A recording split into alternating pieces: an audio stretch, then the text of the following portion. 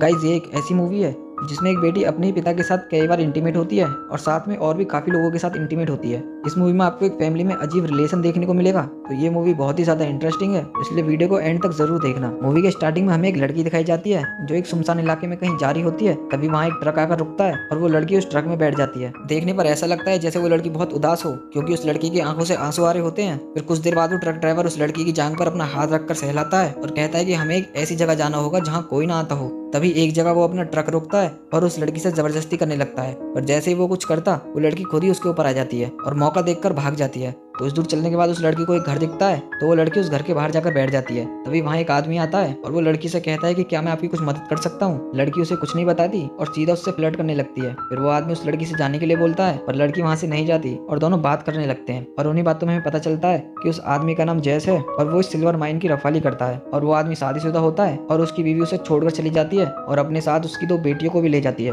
फिर लड़की कहती है कि मेरा नाम कैली है और वो घर के अंदर चली जाती है। यहाँ पे कैली जैस की ही बेटी होती है। फिर रात को दोनों खाना खाते हैं। फिर जैस पूछता है कि तुम्हारी पढ़ाई कैसी चल रही है। फिर कैली बोलती है कि मैं स्कूल में ही प्रेग्नेंट हो गई थी और मेरा 1 महीने का बेबी है। वहाँ लोग मेरे बारे में गलत बोलने लगे थे, इसलिए मैं वहाँ से भाग के यहाँ आ गई हूँ। फिर कैली पूछती है कि क्या मैं आपके साथ रह सकती हूँ। जैस कैली से वहाँ रहने के लिए मना कर देता है, पर कैली के जोर देने पर जैस मान जाता है। जब रात को कैली नहा रही होती है तो जैस उसकी न्यूड परछाई को पर्दे के पीछे से देख रहा होता है। फिर अगली सुबह कैली सिल्वर माइन के पास खड़ी होती है। तभी वहाँ जैस आता है और कहता है अब इस खदान में इतना सिल्वर नहीं है कि इसमें काम किया जाए। फिर कैली बोलती है कि क्या इसमें इतना सिल्वर भी नहीं है जिससे 2 लोगों का गुजारा हो सके। फिर जैस कहता है क्या तुम यहाँ सिल्वर लेने के लिए आई हो। फिर वो कहता है बुरे काम करने वालों का कभी भी अच्छा नहीं होता। फिर कैली बोलती है कि मेरे बुरे काम से मुझे एक अच्छा बेबी मिला है और उस बेबी का पिता इस खदान के मालिक का बेटा है जिसका नाम वॉस है, जिसने मुझसे शादी करने से मना कर दिया है क्योंकि मेरा सरनेम टेलर है और अगर मुझे अपने बच्चे के लिए बुरा काम भी करना पड़ेगा तो मैं वो भी करूंगी। फिर जैस कैली का हाथ पकड़कर उसे चर्च ले जाता है। चर्च में जाने के बाद वहाँ का फादर कैली से उसकी स्टोरी पूछने लगता है,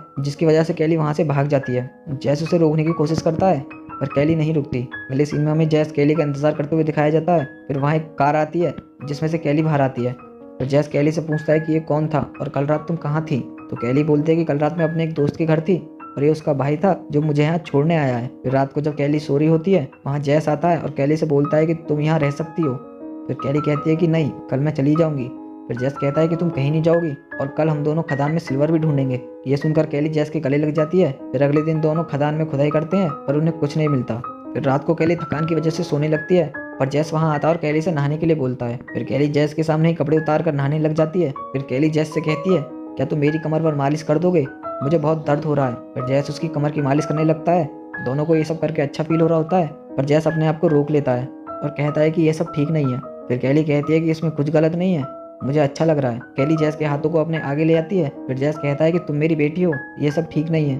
तो कैली कहती है कि मैं एक औरत भी हूँ, पर जैस वहाँ से चला जाता है। अगले दिन दोनों खदान में खुदाई कर रहे होते हैं और इस बार उन्हें काफी चांदी खदान में मिल जाती है। फिर दोनों बहुत खुश हो जाते हैं, पर उन दोनों पर ऊपर से एड नजर रख रहा होता है। एड भी खदानों की चेकिंग करने का काम करता है। अगले दिन दोनों सिल्वर को बेचने के लिए बाजार में जाते हैं, पर कैली बीच रास्ते में एक शॉप पर रुक जाती है और कहती है कि मैं यहाँ शॉपिंग कर लूँ, तुम तब तक सिल्वर बेच आओ। पर जैसे ही जैस सिल्वर बेचकर वापस आता है उसे पता चलता है कि कैली सामने बार में चली गई है। जैस बार में जाता है तो कैली वहाँ किसी लड़के के साथ ड्रिंक कर रही होती है।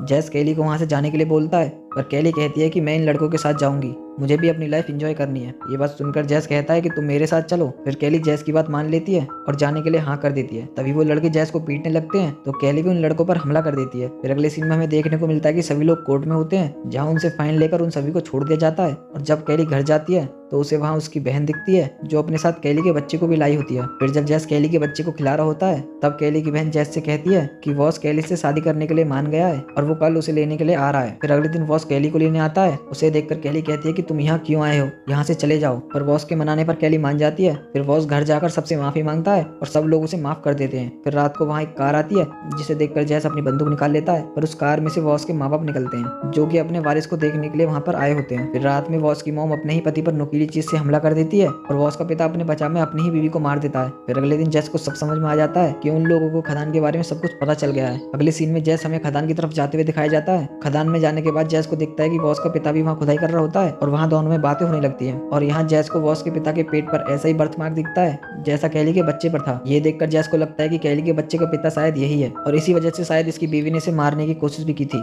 पर वॉस का पिता बताता है कि कैली का बच्चा उसका नहीं है बल्कि खुद कैली उसकी लड़की है और वो कहता है कि ये निशान हमारे खानदान में सिर्फ लड़कों के ऊपर आता है। फिर जैस वॉस के पिता को खदान में गिर देता है और उसे वहीं मार देता है। अगले दिन कैली और वॉस की शादी होती है, पर वॉस शादी करने के लिए नहीं आता, जिसकी वजह से कैली बहुत उदास हो जाती है। और जब वो लोग रात को खाना खा रहे होते हैं, तब जैस कैली की जांघ पर हाथ रखता है और उससे कहता है कि कल हम फिर खदान में खुदाई करेंगे। यहाँ पर अब जैस कैली को पाना चाहता है, क्योंकि उसे पता चल गया है कि कैली उसकी बेटी नहीं है। फिर वो अगले दिन खदान की तरफ जाते हैं, जहाँ कैली रास्ते में गिर जाती है। फिर जैस और कैली वहीं इंटीमेट होने लगते हैं, पर ये सब एड देख रहा होता है। अब यहाँ पर एड उनकी इस हरकत को एक हथियार के रूप में बाद में इस्तेमाल करेगा। फिर जैस और कैली दोनों खदान में जाते हैं और खदान के अंदर फिर से इंटीमेट होते हैं। फिर अगले दिन जब वो दोनों सिल्वर निकाले होते हैं, तब वहाँ पुलिस आ जाती है, जिनके साथ एड भी होता है। पुलिस कहती है कि आपके खिलाफ हमारे पास अरेस्ट वारंट है, आपको हमारे साथ चलना होगा। फिर जैस उनसे पूछता है कि किस गुना में। पुलिस वाले कहते हैं कि इंसेक्स का मतलब होता है किसी फैमिली मेंबर के साथ इंटीमेट होना। मतलब अगर कोई इंसान अपनी फैमिली मेंबर के साथ इंटीमेट होता है तो कोर्ट उसको इस चीज की सजा देता है। अगले दिन कोर्ट में एड अपनी गवाही देता है, जहाँ जज कहता है कि तुम दोनों ने रूल तोड़ा है, तुम्हें सजा तो जरूर होगी। ये सुनकर जैस कहता है कि मैंने कैली के साथ जबरदस्ती की है,